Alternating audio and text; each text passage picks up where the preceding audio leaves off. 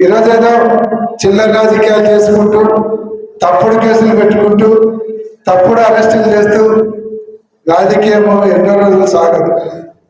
ఈరోజు ఎవరెవరు కేసులు పెట్టిస్తున్నారో, ఎవరెవరు ఇబ్బంది పెట్టాలని ప్రయత్నం చేస్తున్నారో మీకు ఉండేది 2 సంవత్సరాలే. 2 సంవత్సరాల తర్వాత దీనికి డబల్ సినిమా చూసే పరిస్థితి వస్తుందనేటువంటి గుర్తుపెట్టుకోవాలి.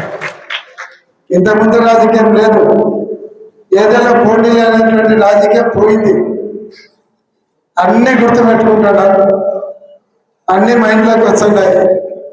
ఎవరెవరు ఎదురు పడుతున్నారో రేపు ఎగరడానికి ఒంట్లో సత్తువు కూడా ఉండదు, అనుభవించేది కూడా తొందరగా ఉంటుందని ఎగిరిపడే వాళ్ళకు కూడా చెప్తా ఉంటాం. ఈరోజు కార్యకర్తలను ఎట్లా కాపాడుకోవాలో మాకు తెలుసు. ఈరోజు కొత్త కాదు, ఇందాక చెప్పినట్లు ఆళ్ళగడ్డలో రాజకీయం చూసే 2 సార్లు ఎమ్మెల్యే అయినా, పత్తికొండలో 3 సార్లు ఎమ్మెల్యే అయినా, ఆ కర్నూలులో 1 సారి ఎమ్మెల్యే అయినా, 1 సారి ఎమ్మెల్సీ అయినా. ఎక్కడ కానీ ఫ్రాక్షన్ అని కానీ, ఎక్కడ కానీ గలాటలని కానీ లేకుండా అభివృద్ధి ఉందని మేడం. ఈరోజు పత్తికొండ పోతే ఈరోజు కూడా వాళ్ళు అడుగుతున్నారు, మీరున్నప్పుడే అభివృద్ధి జరిగింది, మళ్ళీ మీరు మాకు ఎమ్మెల్యేగా రండి.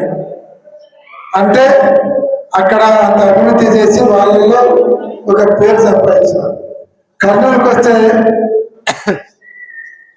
5 సంవత్సరాలు ఎమ్మెల్యే కంటే కర్నూలులో ఎప్పుడూ చూడనటువంటి అభివృద్ధి చూపించారు.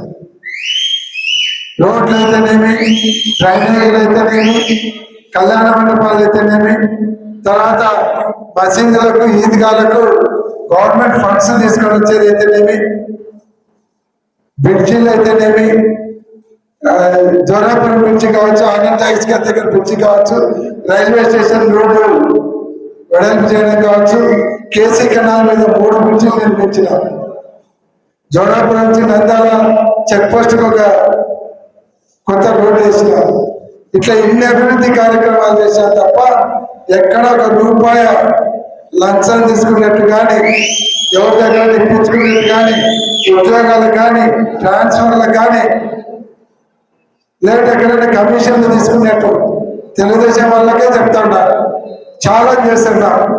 ఒక్కటి నిరూపించండి, రాజకీయాల నుంచి మాట్లాడుకుంటామని కూడా. చిన్న అవినీతి మచ్చ ఈ 5 సంవత్సరాలలో కాదు, 50 సంవత్సరాల రాజకీయ చరిత్రలో కుటుంబానికి చిన్న మచ్చ చూపించగలిగితే రాజకీయాల నుంచి మానుకోవడానికి కూడా సిద్ధంగా ఉన్నామని తెలియజేస్తున్నాం. అటువంటి రాజకీయాల నుంచి వచ్చేటువంటి కుటుంబం నుంచి వచ్చాను, గుర్తుపెట్టుకోండి.